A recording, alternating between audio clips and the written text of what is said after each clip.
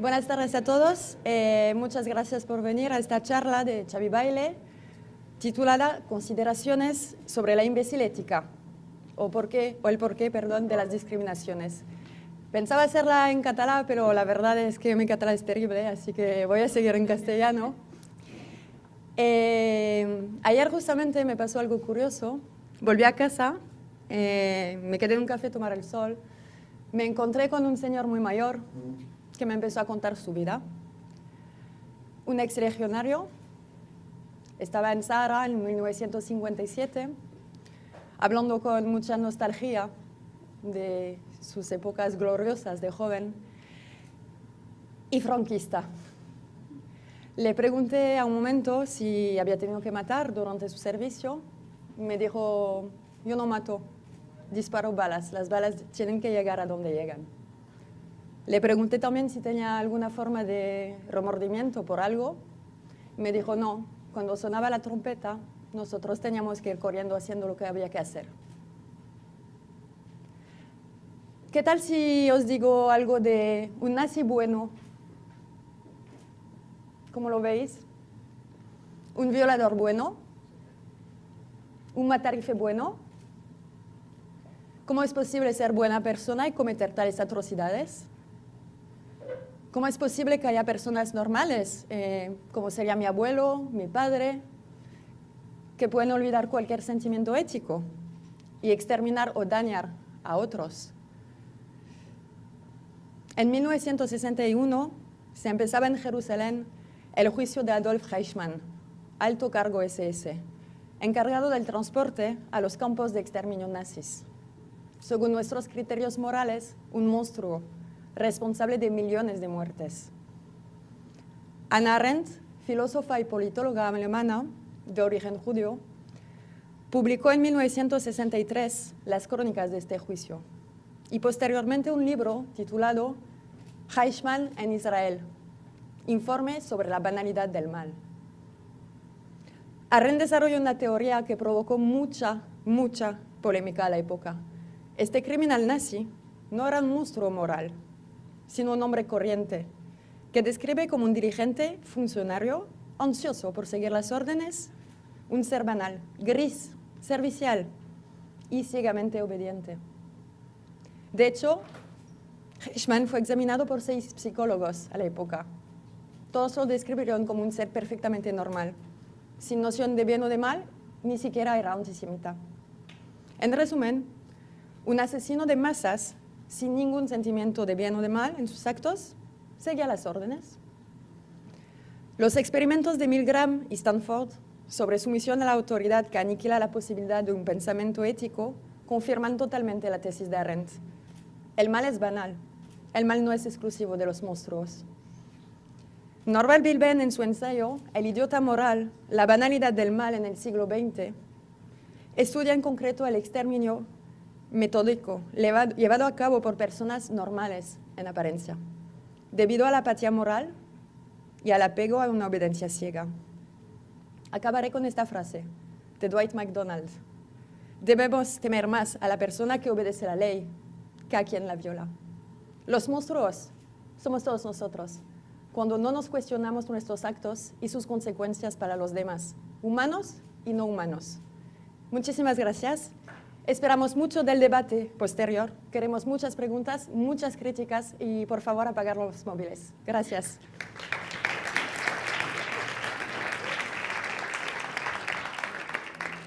Jo també faré la xerrada en castellà, no perquè no controli, sinó perquè em sembla que s'arriba més gent, precisament per això escric en castellà, perquè s'arriba més gent quan fa servir un idioma que ho entén 400 milions de persones.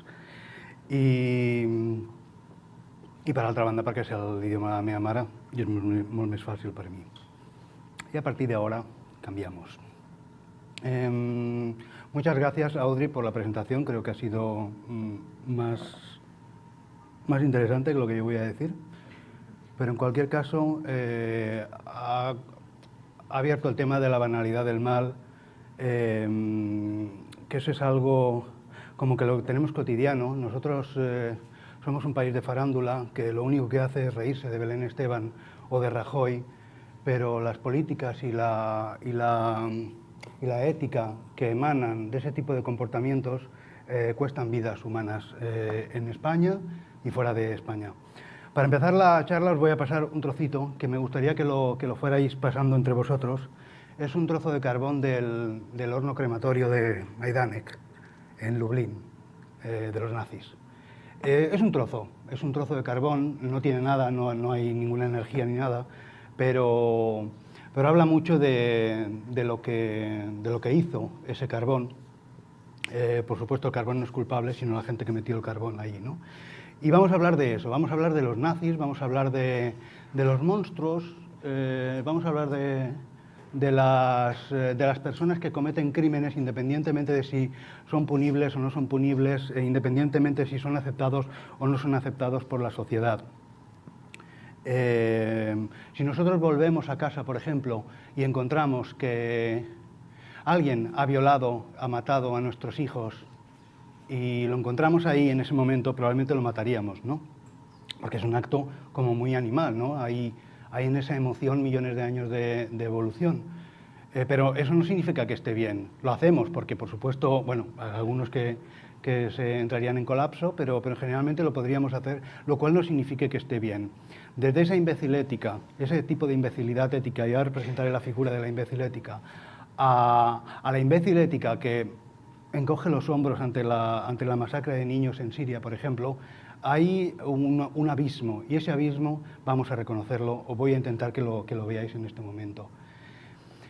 Por supuesto, Norbert Wilhelm lo invitamos, no ha podido venir, pero claro, cuando te lees El idiota moral te das cuenta de muchas cosas. No es que sea el libro de los libros, pero hay muchos conceptos que son nuevos, que eran nuevos para mí, que he leído mucho de ética, de humanismo, de moral y de este tipo de temas no relacionados con el día a día, aparentemente.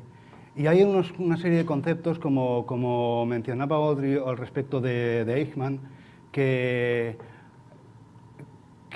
saltan las barreras de nuestro concepto de lo malo y de lo bueno. Y ahora vamos a hablar de esto. Me gustaría, si entre vosotros podéis, con una palabra, definir a este señor que ha ido a las montañas de Colorado, de Montana, ha matado un oso, le ha cortado la cabeza y se ha llevado la cabeza para ponerla como trofeo. Una palabra, alguien que defina a esto. ¿Cómo? Asesino. ¿Alguna palabra más se os ocurre? Cabrón. Tenemos... Vale, bueno, con dos definiciones tenemos bastante. A esta mujer que han pescado un tiburón y se pone a hacer ejercicios metiéndole probablemente el tiburón esté todavía vivo, pero bueno, metiéndole los dedos en las cuencas, también podríamos emplear otras palabras. Hija de puta, por supuesto son palabras así como muy coloquiales, pero que en cualquier caso nosotros no vamos a ir por la vida de catedráticos, no vamos a emplear lo que nos sale de los intestinos, del corazón y del cerebro. Y esto es de la cárcel de Abu Ghraib, cómo trataban a las personas prisioneras, se hacían fotos con el móvil y llegó a la opinión pública. Bueno, todas estas personas tienen una definición que Norbert Wilhelm dice el idiota moral. Idiota me parece una palabra muy adecuada, pero no quería plagiarle porque me tengo un gran respeto por este libro. Entonces puse el imbécil y luego estuve indagando que también tenía sentido. ¿Y por qué ética y no moral? Pues porque la moral ha sido pervertida, ha sido corrupta por las iglesias, por las religiones, por la falsa moral, hablando en plata, de que es que la mujer no puede llevar faldas muy cortas, la moral es no comportarse de una manera fuera de lo estipulado, dentro de reglas absolutamente absurdas e innanes, sin ningún significado. Entonces me puse a buscar imbécil y me sale que se aplica a la persona que está escasa o carece de inteligencia, que es torpe de entendimiento, persona que actúa o habla mostrando poca inteligencia, molestando o importunando, que molesta haciendo o diciendo tonterías, idiota, retrasada, deficiente, subnormal, anormal, estúpida, tonta, lela, mema, majadera, cretina, necia, insensata, borrica, papanatas, asno, boba, burra, cretina, gaznápira, gilí, necia, zonza, zoqueta, alelada, escasa de razón. Pero la explicación etimológica de esta palabra es im, que no carece de, y bécilis, que era un bastón, un diminutivo de bastón. Aquel que no se sostiene, o aquella que no se sostiene en algo que ahora hablaremos y ahora definiremos qué es lo que define a una imbécil ética y a una persona ética sin imbecilidad. En resumidas cuentas, quien no puede sostener con argumentos su comportamiento o actuaciones. Argumentos que ahora veremos que no necesariamente son intelectuales. Una persona, como decía de Eichmann, Audrey, no tiene por qué ser más inteligente para ser mejor. De hecho, cuidado con las personas inteligentes, porque tienen poder para manipular, ¿vale? A mí me interesa la hemoética, a mí me interesa la inteligencia emocional, el medio instinto, medio cerebro. O sea, no olvidemos que gracias al cerebro tenemos la poesía, los aviones, tenemos este ordenador, tenemos este proyector, pero también tenemos Auschwitz, también tenemos la bomba atómica, también tenemos el sistema de exterminio en masa de animales no humanas. Entonces, sin esta inteligencia hemoética, el mundo está condenado a nosotros a extinguirnos y el mundo a padecer una llaga abierta, constantemente solidificada, constantemente humedecida y constantemente sangrando, como estamos viendo desde París, que es lo más reciente, y su venganza en Siria, hasta otras muchas cosas que iremos viendo poco a poco. La inteligencia hemoética es la que les falta a una gente que tortura a un animal y que a sabiendas, por supuesto, de que le va a doler. Bueno, ¿cómo definiríamos a la imbécil ética? La figura de la imbécil ética ¿tiene un perfil concreto que podamos estudiar en criminología? No, no tiene un perfil concreto, pero sí tiene una serie de características que enseguida dices, hey, esta persona es aspirante a imbécil ética, ¿no? Una persona que actúa en público y con alardes, por ejemplo, un torero, por ejemplo, un banderillero, por ejemplo, no sé, un soldado que está pisoteando a un niño palestino, por ejemplo, ¿no? Y por supuesto amparada por la imbecilidad ética social. Una persona que pisa a un niño es un crimen, pero sin embargo, si ese niño ha estado tirando piedras contra un tanque palestino, bueno, es un terrorista, y empezamos a sacar la imbecilidad ética que nos han estado metiendo por los más media para justificar de alguna manera que esté pisando a ese crío. Y un tío que se hace fotos con un perrillo de las praderas, que es una de las cosas más inocentes del mundo, pues me parece bastante buen candidato para esta definición. La imbécil ética es aquella que no se cuestiona la información que recibe. Tú recibes una cierta información, si la recibes de Antena 3 o de Intereconomía, sabes que va a ser distinta de si la recibes por medios alternativos o de bueno, más objetivos en cualquier caso, no interesados. Que no la coteja con otras situaciones históricas. Por ejemplo, la historia tiene mucho que enseñarnos porque es un círculo, ¿no? Le gusta repetirse la historia y siempre vamos a tener lo mismo. Aquí tenemos la cara bonita del nazismo, que era la exaltación al cuerpo, a la belleza y todo eso. Y aquí tenemos esto que pasó en Austria, en la frontera, de un camión húngaro que llevaba 70 inmigrantes y se asfixiaron. Esto pasó hace unos meses, no sé si alguien lo ha oído. A mí me causaron impacto dos cosas. La primera, que era un camión de carne, un transporte de carne, y la segunda, que estas personas ni siquiera tuvieron el lujo de morir tumbadas, murieron de pie. Es decir, ni siquiera estaban tan apretadas que ni siquiera... Y por supuesto, si te vas a Facebook, pues te puedes mirar, ¿no? Lástima que no pasara con catalanes, está bien porque son unos moros de mierda y todo eso, ¿no? Toda esa basura la estamos recibiendo constantemente y no hay un mecanismo que... No puede haber un mecanismo que no pase por el fascismo que controle toda esa información, ¿no? Entonces, como mínimo vale para visualizar a la imbécil ética. La imbécil ética también carece de cautela y objetividad, es decir, suelta las cosas y agárrate a lo que puedas, ¿no? y la objetividad pues para saber los pros y los contras de lo que está sucediendo, ¿no? Hay cosas, no todos, evidentemente, que hay fundamentalistas islámicos que tratan a la mujer como basura, pero también hay islámicos pues, que es una religión como otra cualquiera, tan absurda como otra cualquiera, ¿no? En cualquier caso, no es tan nociva ni tan tóxica como para generalizar. Las generalizaciones son muy malas.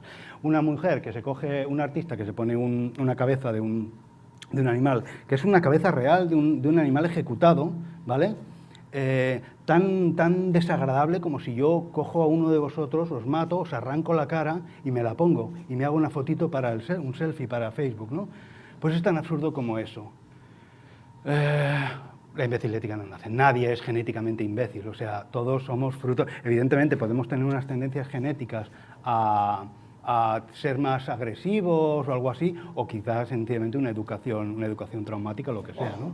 En cualquier caso, banalizar, poderse reír de la cabeza de un cerdo o hacer el tonto delante de una jirafa asesinada por unos cazadores, pues ayuda a fomentar la estructura de la imbecilética a través, por supuesto, de las imágenes, a través de los comentarios, a través de la cercanía con la banalidad del mal.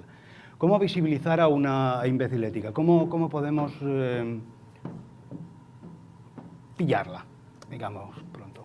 Las sintomatologías que presenta, básicamente es su comportamiento. O sea, es muy importante diferenciar el crimen de lo que se es y el crimen de lo que se está. Si tú naces negra, eso no es una culpa. No es una culpa.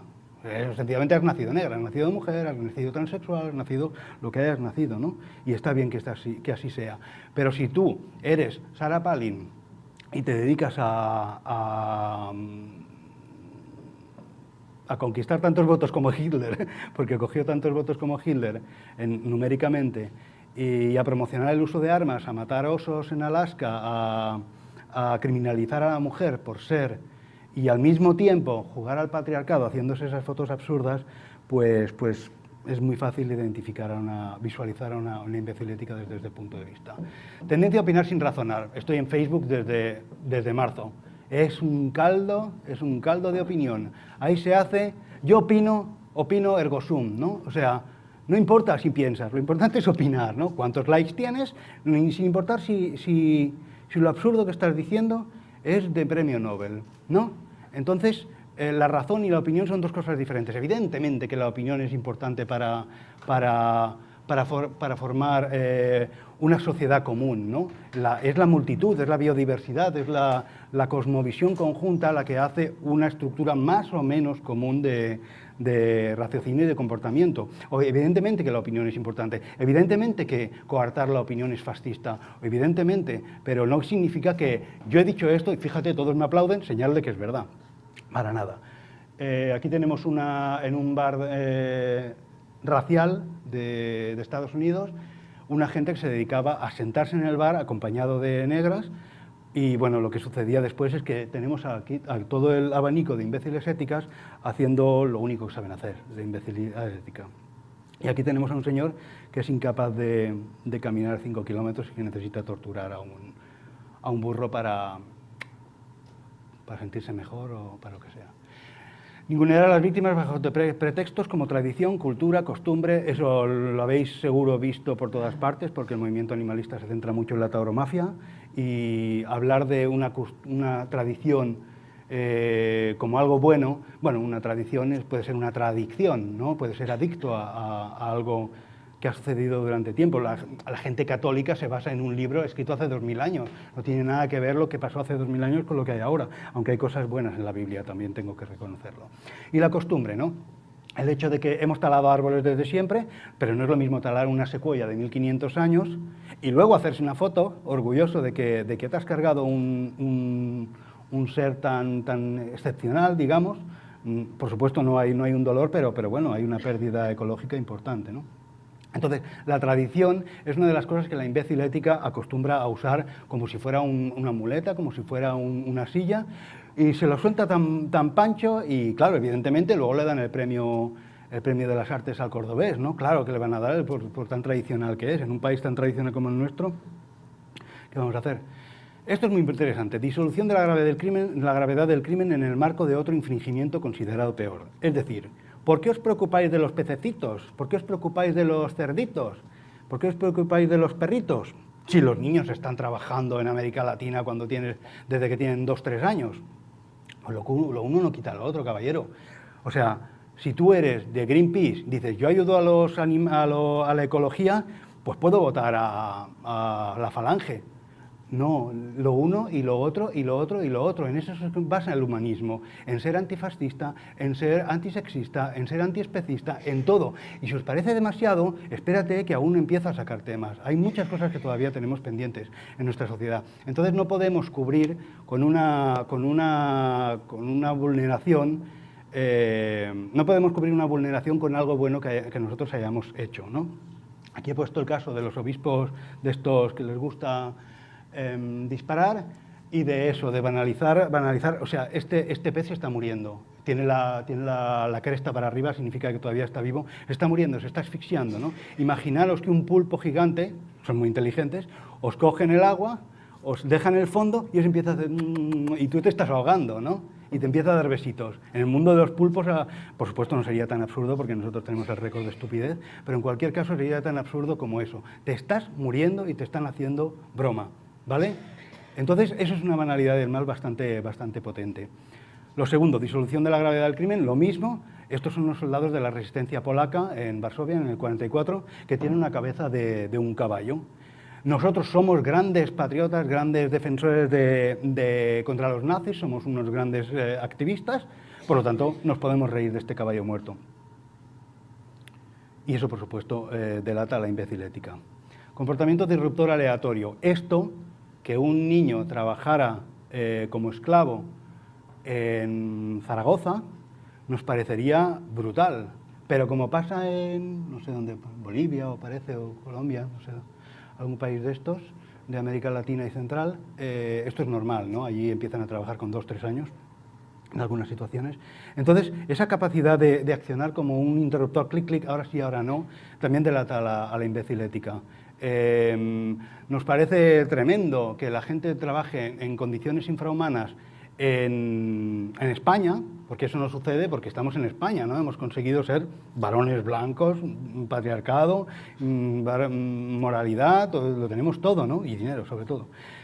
Pero cuando vamos a comprar bananas y esas bananas están tratadas con esclavitud, están hechas de miseria y de enfermedades, ese café que está hecho con la sangre de los niños, ese coltán que está, del que salen los móviles y del que salen los ordenadores, ese chocolate que está bañado en sudor y en sangre, nos parece como, bueno, sí, bueno, intentaré reducir. No nos planteamos eso, y esto estamos hablando también de nuestro comportamiento diario. O sea, que ahora acabo de dar el paso que os acaba de molestar bastante, supongo, porque la mayoría de nosotros comemos, bueno, yo soy adicto al chocolate, ¿no? Entonces tampoco puedo hablar mucho, pero en cualquier caso, la mayoría de nosotros hemos basado nuestra civilización, Europa occidental, en el neocolonialismo y la explotación de los países empobrecidos, de los que nosotros hemos empobrecido, ¿no?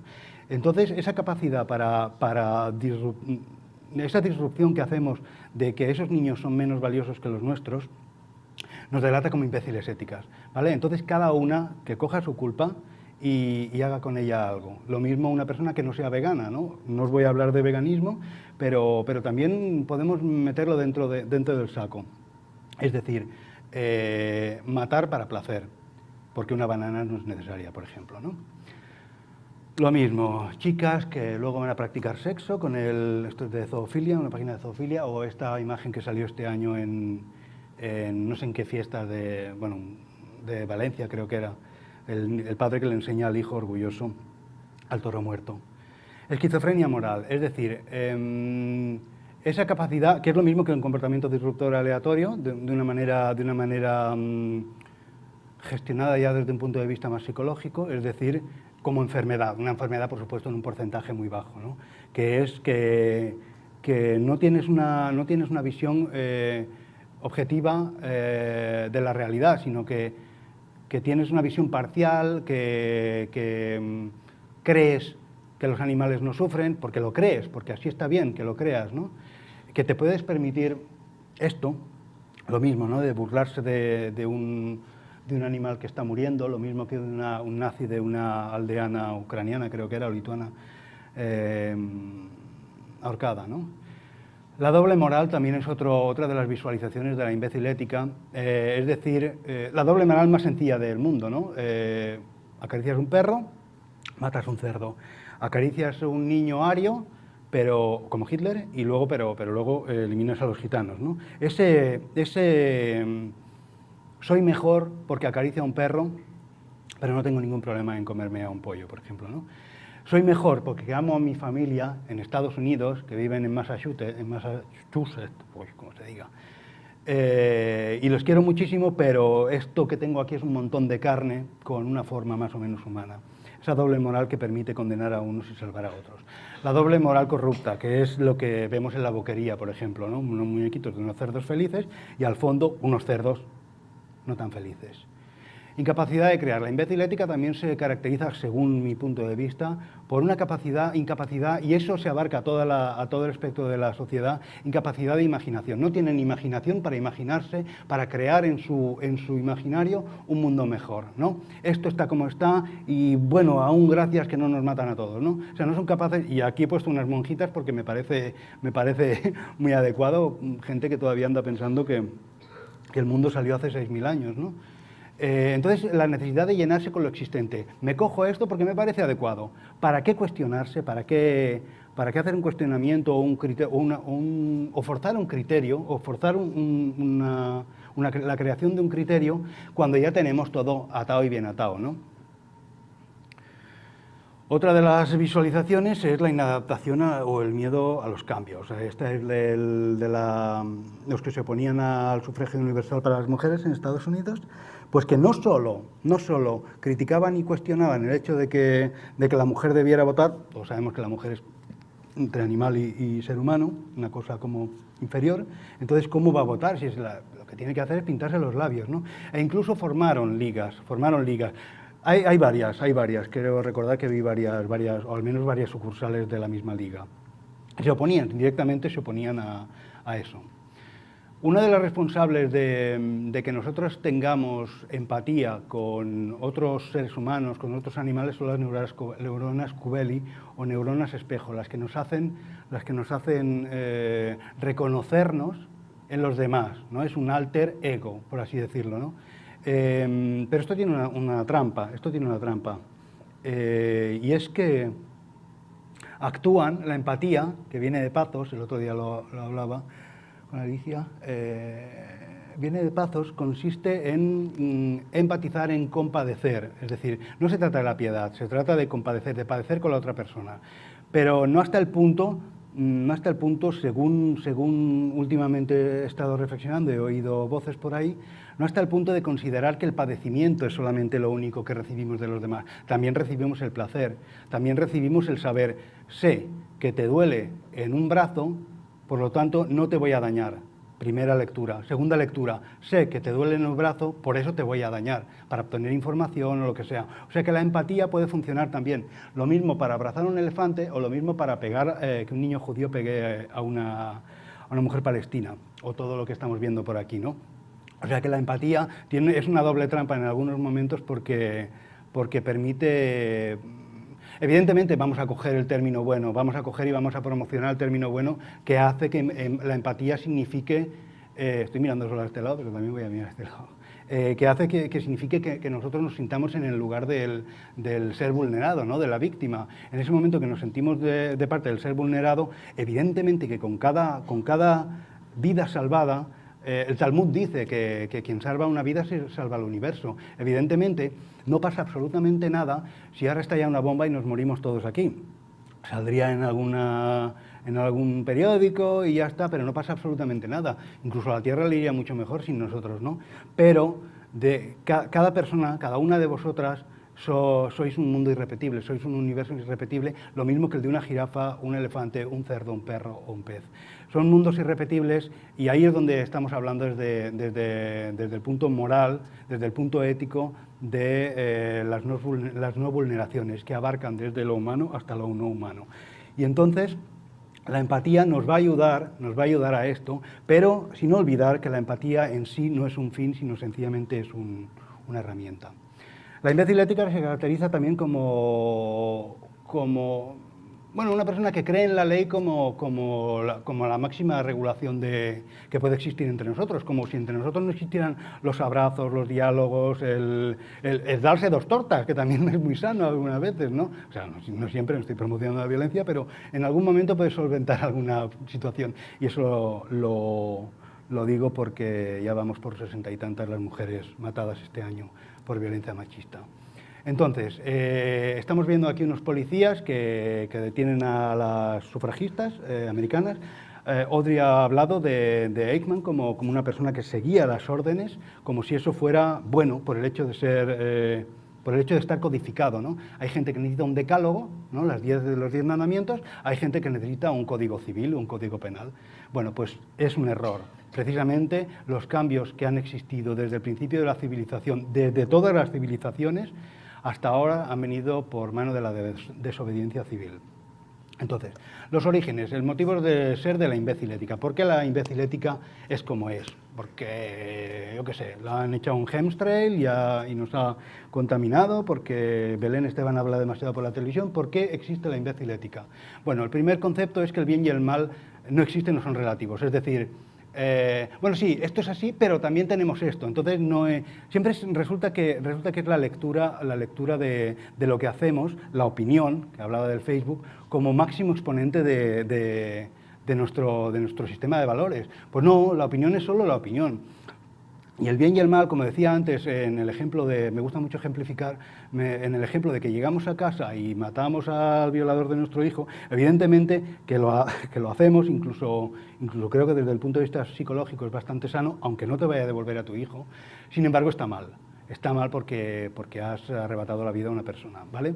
Entonces, sobre el bien y el mal que muchas veces discutimos, por supuesto hay una frontera y a veces la línea es muy, muy delgada, casi invisible, pero existe esa frontera. Y desde luego no son relativos el bien y el mal. Lo que sucede es que somos animales de manada, somos animales de rebaño, nos gusta sociabilizarnos, el Miguel Labordeta, el hermano de José Antonio Labordeta, el cantautor, era poeta, escribió un verso que a mí me gusta mucho, que era que el individuo en manada se dirige al suicidio, cosa que no ocurre con el individuo... El individuo en soledad se dirige al suicidio, cosa que no ocurre con el individuo en manada, que ya está muerto, ¿vale? O sea, por una parte sí que nos gusta ser los salmones que nadan en contracorriente, pero por otra somos animales sociales, nos encanta acariciarnos, nos encanta meternos en un concierto sudados ahí a cantarle las canciones a Depeche Mode o a quien esté ahí en el escenario. Nos encanta este tipo de cosas, ¿no? El sexo en grupo, bueno, hay cosas muy divertidas en el mundo, nos encanta hacer ese tipo de cosas, hasta el punto de llegar a codificar que la manada está bien y repetir los códigos, que ahí está donde la imbécil ética se siente súper a gusto, en repetir los códigos que nos han inculcado desde que somos así de pequeños, ¿no? Desde la teta. Jugar con cadáveres, incluso las sufragistas que estaban ahí defendiendo los derechos de la mujer lo hacían sobre 2 caballos que luego irían al matadero. Jugar con el cadáver de una persona, bueno, banalizar animales drogados que aparecen en la televisión, y todas esas cosas son fruto de una aceptación social, ¿no? Podemos reírnos de ello porque hay una aceptación social. Incluso Greenpeace hacía la campaña esta con un cadáver, ¿no? Es como si yo cogiera un bebé, un cura que tiene un niño de 5 años con una erección y que pudiera eso, o cariño, no puedo vivir sin ti, ¿no?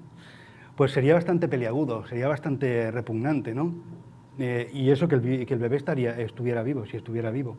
He puesto un ejemplo un poco así repugnante, pero en cualquier caso nada tan repugnante como jugar con un cadáver. Infantilismo, qué duda cabe. Vivimos en una civilización infantil completamente. Antiguamente, y lo digo desde mi punto de vista ya de abuelito, cuando teníamos 18 años éramos más espabilados, éramos más ingenuos, ¿sí? Pero ahora no, la adolescencia dura hasta los 35, si se puede, ¿no? Y más, si podemos. Entonces, aquí tenemos a un chaval que se está masturbando leyendo el Mein Kampf de Hitler, Pero sí existe en todas partes, ¿no? O sea, están grabándose por Facebook, ahí se enteras de todo, se está grabando vídeos con cosas realmente atroces y se están riendo de ellas, ¿no? Y realmente con una edad bastante madura, o sea que ya no podemos decir, se está votando a los 18 años, por ejemplo, leer la edad legal, ¿no? Los 18 es la edad legal, pero desde luego dudo mucho que un chico tenga esa capacidad para votar. Habrá de todo, pero dudo mucho que tenga una capacidad para votar precisamente porque todavía está con la adolescencia en la cabeza, ¿no? Esta es una cantante, una Belén Esteban rusa que se puso de moda poner en colores los animales que tenías en casa y como no se le ocurrió nada mejor que coger tinte de pelo y sumergir al gato, el gato murió, sumergir al gato en... bueno, lo habréis visto, la moda que se puso de pollitos coloreados en primavera. Bueno, yo es que me miro mucho internet, demasiado. Bueno, pues se puso esta moda y evidentemente muchos animales mueren en el... Y todo porque tenía un gatito de colores, ¿eh? Ojo, que no estamos hablando... Y luego el falso arrepentimiento que viene es una consecuencia, es un derivado del infantilismo. Este es el dentista que mató a Cecil, todos habéis oído hablar de Cecil, lo mató y pidió perdón, pues ya está, y a la semana siguiente se fue a matar jirafas. Bueno, el falso arrepentimiento consiste en mentir, sencillamente en mentir, y la imbécil ética se la reconoce también por eso. Patriarcado. Es solo una diapositiva, prometo no torturarlo demasiado, pero el patriarcado es la peor vulneración que se hace hoy en día en la sociedad, porque afecta al 55% de la población, y evidentemente la imbécil ética, como la persona patriarcal o la machirula, tiene miedo a perder sus privilegios, ¿no? Yo soy un varón blanco del primer mundo, soy Dios, ¿no? Y mientras no cambie ese paradigma, mientras no cambie ese modelo de sociedad, seguiremos teniendo este tipo de escenas. Esto es una mujer obligada a una felación por los soldados, mientras el patriarcado no pierda, y aquí entro a todo el grupo de imbéciles éticas, a todos los machirulos que existen en el mundo. No se salva ni uno. Y eso es el miedo precisamente a perder los privilegios que otorga ser un varón blanco occidental y con dinero, además. Y otros factores, que eso es un poco más resbaladizo, es la indiferencia versus la impotencia. Es decir, por una parte hay una indiferencia social, la banalidad del mal, es lo que hablaba bueno, sí, están matando, pero... Y lo segundo, la impotencia. Esto es un cadáver, bueno, ya lo habéis visto esta foto seguro, de un migrante, una persona migrante en una playa griega o italiana. Y, ¿perdona?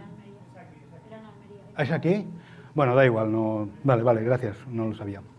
En cualquier caso, parece como que hay una indiferencia. Esta foto puede delatar indiferencia, pero al mismo tiempo puede delatar impotencia. O sea, ¿cómo podemos salvar a 68.000 millones de animales que están siendo masacrados, humanos que están siendo masacrados en este momento? Puedo ir a esta charla, puedo ir y, yo qué sé, a romper el escaparate de una tienda de pieles, podemos hacer muchas cosas, pero realmente es un problema estructural, ¿no? Y el problema estructural hay que tratarlo con soluciones estructurales, como puede ser evidenciar a la imbécil ética, no banalizar el mal, etcétera, etcétera. En cualquier caso, no necesariamente tiene que ser una imbécil ética para comportarse de un modo con impotencia, porque sencillamente la dimensión de la tragedia es enorme. Y la indiferencia, eso sí que es penable, eso sí que es un digno atributo de la imbécil ética. La pereza, sábado noche y ahora me tengo que mover para ir a una manifestación, por ejemplo. Esta foto de Amnistía Internacional lo demuestra muy bien, todos nos miramos, por indiferencia también, por supuesto, pero sobre todo porque vivimos en el primer mundo y estamos hartos de trabajar, estamos hartos y necesitamos nuestras palomitas, nuestra pizza y nuestro sábado por la noche, que es sagrado, ¿no? O nuestra tarde. Y precisamente en la sociedad, según entiendo, no solamente nos basamos en tratar de que nuestra vida tenga algún sentido y de que tengamos una felicidad, que al fin y al cabo hemos venido a ser felices al mundo, también en procurar que, ya que somos animales sociales, tratar que el altruismo se convierta en un valor, ¿no? Incluso en un valor obligatorio. Si tú vas con el coche, por ejemplo, y ves que alguien tiene un accidente, si no te paras y te pilla la policía, eso está penado, se llama omisión de socorro, ¿no? Pero incluso está por la ley castigado eso, ¿no? Pues no usemos la ley. La ley, como ya he dicho, es como La ley tiene esta altura cuando la ética tiene esta altura, entonces vamos a tratar de ser más altos. Y la imbécil ética se caracteriza por la pereza y por sencillamente la ausencia de altruismo, de cinismo. Aburrimiento. He puesto esta foto y no es casual. Somos una especie bastante longeva, vivimos bastante, 90 años me parece impresionante. Le dicen que la vida es corta, pero imagínate la vida de una ternera, ¿no?, que vive una semana o 2 semanas. O la vida de una mosca, que vive 14 días en su estado natural, ¿no? Somos una especie bastante longeva, tenemos mucho tiempo, tanto que nos aburrimos como ostra. Yo particularmente no quiero descolgarme de esta definición, pero yo el aburrimiento no tengo ni idea de lo que es. En cualquier caso, la gente se aburre. ¿Y cómo puede esto influir en el comportamiento de la imbécil ética? ¿Cómo define a la imbécil ética? Pues esta foto lo voy a explicar. Este es un oficial del Vietcong, este chaval, bueno, parece un chaval, pero bueno, los chinos parecen todos bajitos, ¿no? En cualquier caso, es una persona bastante mayor, tiene sus 30 años, y estaba esperando para ser ejecutado por el ejército de Vietnam y los aliados americanos, como vemos aquí al señor del casco. Entonces estaban esperando para ser ejecutados y el fotógrafo, Adam se llamaba creo, estaba esperando y le decía al oficial al comandante, le preguntó el comandante, ¿qué tal? Dice, un poco aburrido, ¿no? No pasa nada, esto es muy aburrido. Dice, bueno, pues te voy a sacar del aburrimiento. Levantó al oficial y le pegó el tiro. Esa es la historia de la fotografía esta, que la habéis visto 20.000 veces, y la provocó, el fotógrafo mató, por supuesto, al tío. Igualmente iba a matarlo, igualmente iba a ser ejecutado, ¿vale? Este oficial.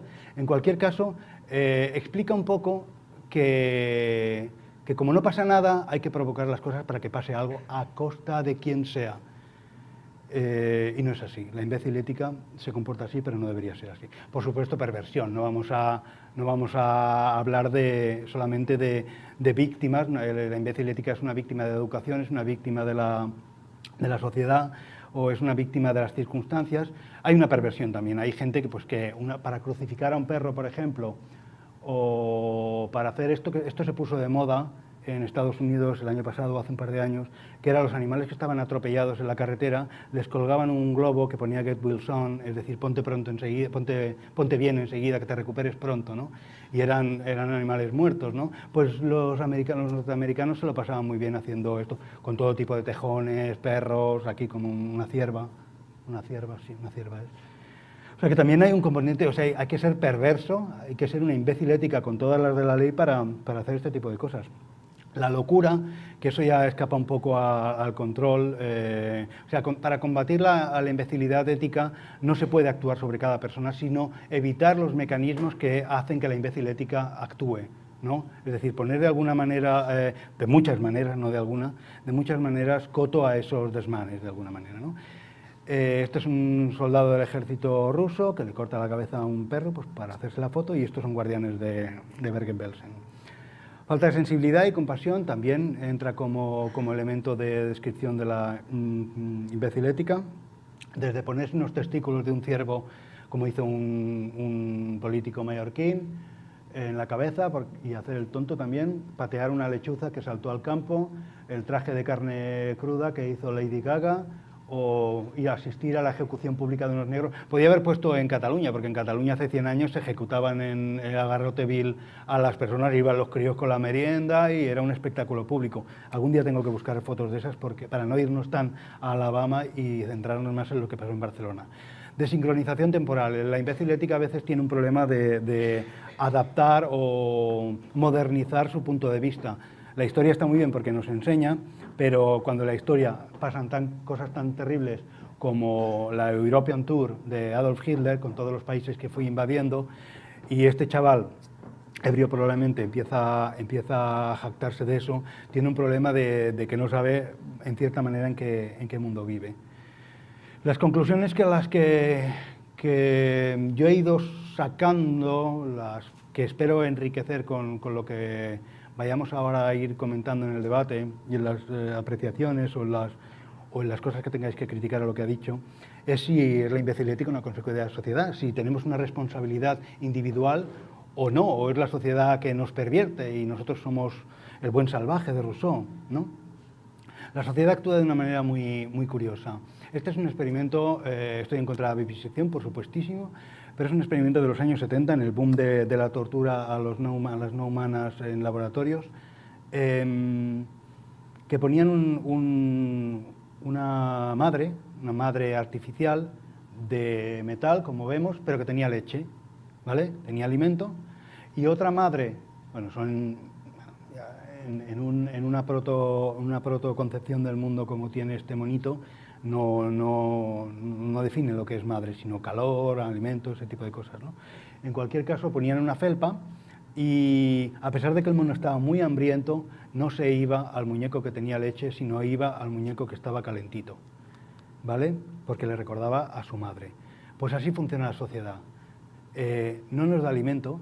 Hay otro experimento que también voy a mencionar, que es un artefacto hecho por los científicos que tienen muchos problemas de imbecilidad ética en muchos casos, y es que es hacer una estructura que era un erizo, ¿no? O sea, tenía unos pinchos que en un momento dado ¡pam!, saltaban y eran retráctiles, podían volver a cerrarse, ¿no? Entonces el monito se agarraba a ese muñeco de felpa, le saltaban los pinchos, chillaba, histérico, se alejaba porque le dolía, le habían pinchado, pero en cuanto se retiraban volvía a abrazarse, ¿vale? Así es la sociedad, seguridad e indefensión. Por una parte nos sentimos seguros, vamos a bailar a un concierto y en un momento dado nuestro gobierno nos traiciona vendiéndole armas a unos fundamentalistas islámicos y ponen una bomba en el lugar donde estamos en el concierto. Estoy hablando de París, que te vas a tomar una copa y te cuesta la vida. Entonces la sociedad puede arroparte, pero al mismo tiempo puede ser tu verduga, ¿no?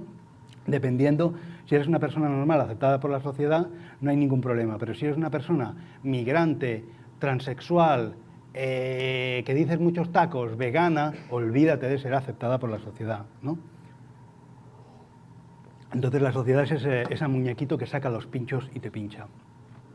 Hay, por supuesto, un concepto individual, que es la frustración social, o sea, hemos nacido para ser individuales, somos universos dentro de un universo, dentro de otro universo, fractal si lo queréis llamar, pero en cualquier caso hay veces que la sociedad no nos mima, no nos acaricia, que es lo que querríamos, y tenemos una frustración por supuesto por eso, ¿no? Y entonces esa frustración nos genera imbecilidad ética, nos genera comportamientos banalizadores del mal, y necesitamos regresar a aquello que ya ha sido aceptado por la sociedad, ¿vale? O sea, la manera de combatir nuestra frustración es acercarnos a la sociedad en muchas ocasiones, no la mía, sino la de muchas personas. Y evidentemente, si haces el tonto con los animales y tratas a la mujer como un cuerpo, pues es una manera de volver a lo que seguro que te van a aceptar, ¿no? Si me van a aceptar, si no me pinto, saldré y no ligaré.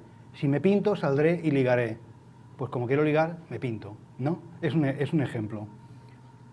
Adicción a la satisfacción. Este es un experimento que se hizo con ratas, también en los años... No, esto es más actual, esto es de los años 90, 2000, que es la rata, cada vez que apretaba esta palanquita, le inoculaba en el cerebro directamente una dosis de cocaína.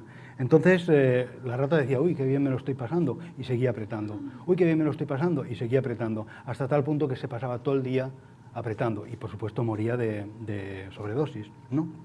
Entonces eso es lo que nos pasa muchas veces en la sociedad, es lo que le pasa a la imbécil ética en la sociedad, que necesita la satisfacción. Un torero es adicto, por supuesto al dinero, pero también a los aplausos, ¿no? Una persona que se hace a sí misma como una diva es una persona completamente adicta a la sociedad. Frustración individual significa que un padre esperaba demasiado de nosotros, que nosotras esperábamos de nosotras demasiado, que bueno, tenemos algún tipo de carencia, complejo, frustración, que en muchas ocasiones descargamos sobre las demás, bien sea las demás, nuestra familia, bien sea las demás, nuestra familia social, o en el más drástico de los casos, a las personas que no pueden defenderse, como son las no humanas. En resumen, la fibra moral de la imbecilidad ética es la de la pedófila. Solo varía no hay ninguna diferencia o sea, la víctima no importa cuál es. Lo que importa es la actuación que mueve, o sea, los mecanismos que mueven, internos, que mueven a la imbécil ética a actuar. Esto es Tordesillas, pero podría ser perfectamente un niño en una escuela, en un seminario, un niño violado en un seminario católico o ultracatólico. Falta de espíritu crítico también. Esto también vale para... Mañana doy una charla sobre el nazismo y el especismo cerca de 2 de mayo. Y también hablo de eso, ¿no? De la banalidad del mal. Es una consecuencia también de la falta de criterio, ¿no? De no cuestionarse lo que sucede. Un espíritu crítico es un espíritu libre, es un espíritu en crecimiento total, ¿no? O sea, aquí tenemos un banderillero, creo que era, que ataca a este chaval holandés que salta al ruedo en contra de los toros, bueno, de que los maten. Pero en cualquier caso, esta persona que está haciendo de tortuga ninja es una persona que actúa de una manera fuera de la ley, porque eso no debería hacerlo, sabe que puede ser penado por eso. Sin embargo, no es capaz de imaginarse por qué esa persona está saltando al ruedo a defender a los toros. Una persona de la sociedad occidental que no se come a un perro, pero sí a un pollo, sufre de imbecilidad ética, evidentemente, ¿no? Lo que hablaba de la doble moral, acariciar a un perro, pero estrangular a un pollo. Pero como mínimo ya he aprendido a mitad del camino. Como mínimo ya he aprendido que es posible saltarse la barrera de las especies. Aunque el perro sea un animal eminentemente antropocéntrico, el gato ya no, el gato ya es más puro, ¿no? Por así decirlo.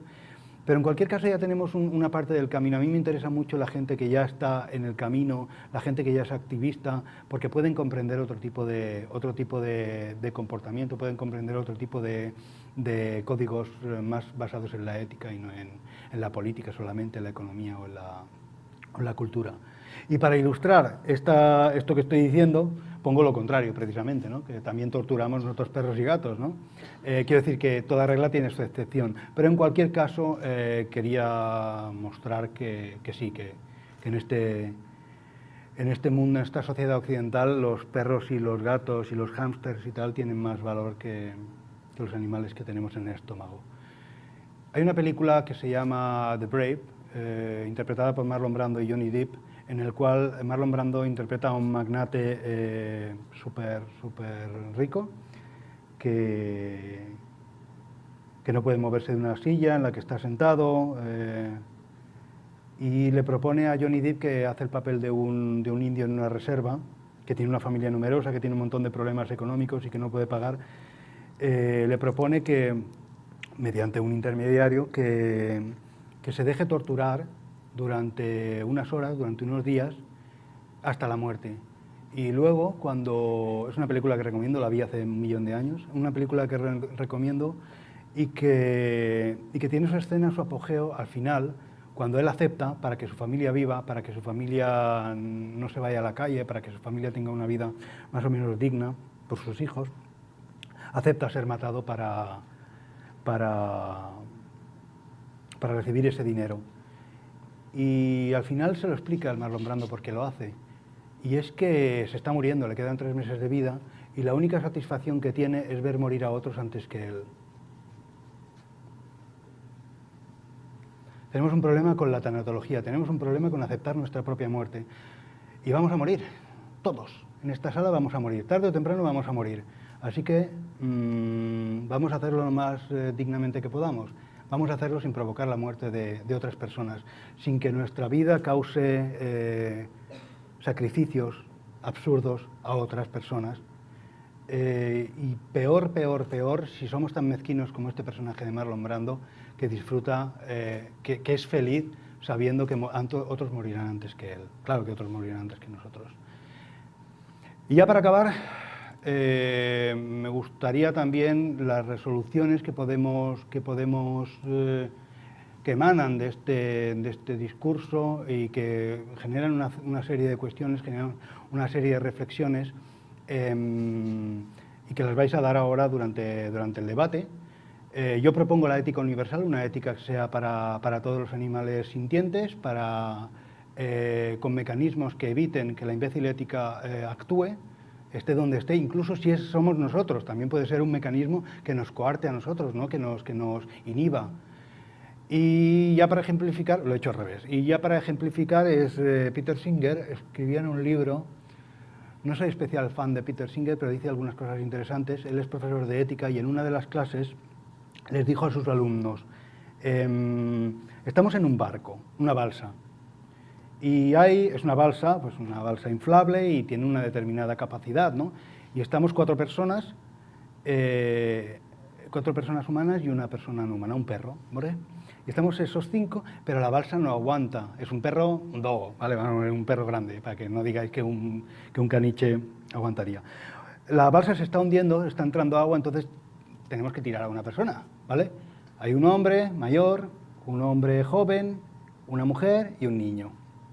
Y el perro, por supuesto. Entonces, pues habría que mirar, pues el viejo, claro, porque ya le queda menos vida, es quizás lo más lógico. La mujer, salvarla, pero claro, porque es, bueno, no sé, puede procrear o lo que sea. El niño, pues es más débil y tiene resistencia. Por supuesto, el perro es el primero que sale, ¿eh? El primero, no lo he dicho, pero el perro es el primero que se va a tomar viento. Y entonces, uno de los alumnos le dijo, oye, pues podrían hacer turnos, ¿no? Uno nada, atado con una cuerda o de la mano, uno va nadando mientras los otros barcan, y luego media hora, nada otro, media hora, nada otro, y es una manera de que al menos avance, haya una esperanza, porque igual hay tierra a una hora vista, ¿no? Por supuesto no es la única solución. Si pensamos, hay muchas más otras soluciones que salvan a las 5 personas de la balsa, pero estaba muy bien como ejercicio intelectual para lograr conseguir mecanismos para que la imbécil ética no actúe, para que las soluciones rápidas no sean nuestro modo de actuar, que es nuestro modo de actuar. La bomba atómica acabó con la Segunda Guerra Mundial, ¿no? Hiroshima y Nagasaki son 120.000 muertos, pero son 120.000 muertos de nada, ¿no? Porque son bajitos y chinos y no cuentan y japoneses y no cuentan como seres humanos para los norteamericanos. Entonces sí que las soluciones rápidas acaban con muchos conflictos, pero las soluciones rápidas son el éxito del utilitarismo. El utilitarismo es aquel que dice que para un bien común no importa si alguien sufre, porque más se salvan, ¿no? Como si fuera el número algo importante. En un mundo de cifras inexplicable como el que vivimos, parece una solución lógica, pero desde luego, si te pones en el lugar de la víctima, no te gusta para nada. Y la última foto es el cerdo de 700 kilos que han conseguido los chinos para celebrar que son un país en creciente expansión. Y ya está, por mi cuenta ya todo, y ahora pues, ¿quieres venir?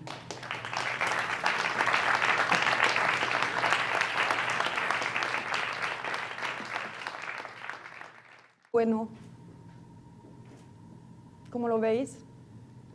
Un violador bueno, un matarife bueno. ¿Cómo es posible ser buena persona y cometer tales atrocidades?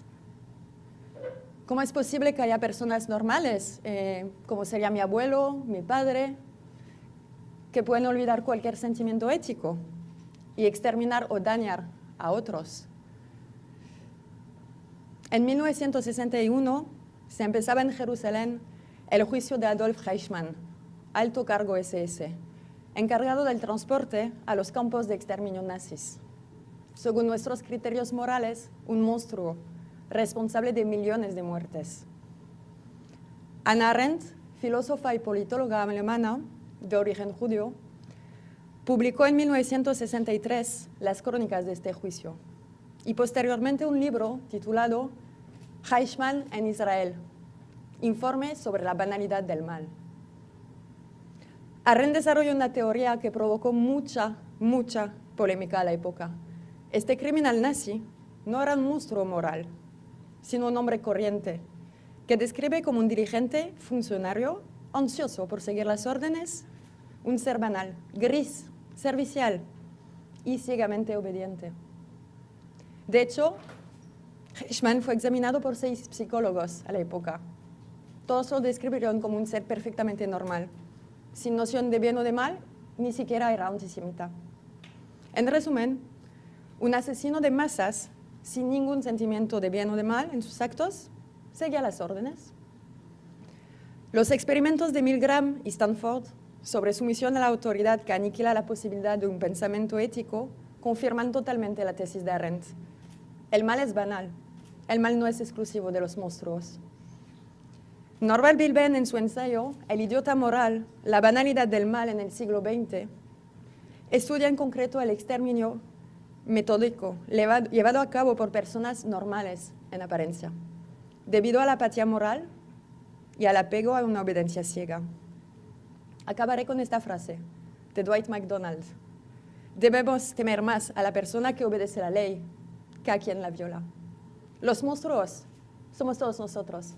Cuando no nos cuestionamos... Y la ética que emanan de ese tipo de comportamientos cuestan vidas humanas en España y fuera de España.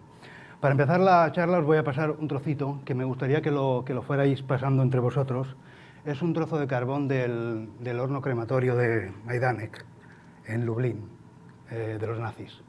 Es un trozo de carbón, no tiene nada, no hay ninguna energía ni nada, pero habla mucho de lo que hizo ese carbón.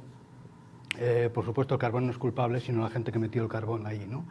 Y vamos a hablar de eso, vamos a hablar de los nazis, vamos a hablar de los monstruos, vamos a hablar de las personas que cometen crímenes independientemente de si son punibles o no son punibles, independientemente de si son aceptados o no son aceptados por la sociedad. Si nosotros volvemos a casa, por ejemplo, y encontramos que alguien ha violado, ha matado a nuestros hijos y lo encontramos ahí en ese momento, probablemente lo mataríamos, ¿no? Porque es un acto como muy animal, ¿no? Hay en esa emoción millones de años de evolución. Buenas tardes a todos. Muchas gracias por venir a esta charla de Xavi Baile, titulada Consideraciones sobre la imbécil ética, o el porqué de las discriminaciones. Pensaba hacerla en catalán, pero la verdad es que mi catalán es terrible, así que voy a seguir en castellano. Ayer justamente me pasó algo curioso. Volví a casa, me quedé en un café a tomar el sol, me encontré con un señor muy mayor que me empezó a contar su vida. Un exlegionario, estaba en Sahara en 1957, hablando con mucha nostalgia de sus épocas gloriosas de joven, y franquista. Le pregunté a un momento si había tenido que matar durante su servicio. Me dijo, yo no mato, disparo balas, las balas tienen que llegar a donde llegan. Le pregunté también si tenía alguna forma de remordimiento por algo. Me dijo, no, cuando sonaba la trompeta, nosotros teníamos que ir corriendo haciendo lo que había que hacer. ¿Qué tal si os digo algo de un nazi? Bunamos nuestros actos y sus consecuencias para los demás, humanos y no humanos. Muchísimas gracias. Esperamos mucho del debate posterior. Queremos muchas preguntas, muchas críticas y por favor apagar los móviles. Gracias.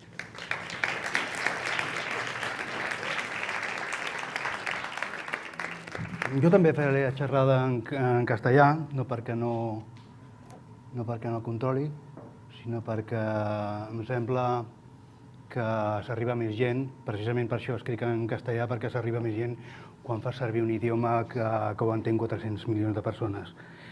I per altra banda perquè és l'idioma de la meva mare i és molt més fàcil per mi. Y a partir de ahora cambiamos. Muchas gracias, Audrey, por la presentación. Creo que ha sido más interesante que lo que yo voy a decir. Pero en cualquier caso, ha abierto el tema de la banalidad del mal, que eso es algo como que lo tenemos cotidiano. Nosotros somos un país de farándula que lo único que hace es reírse de Belén Esteban o de Rajoy, pero las políticas y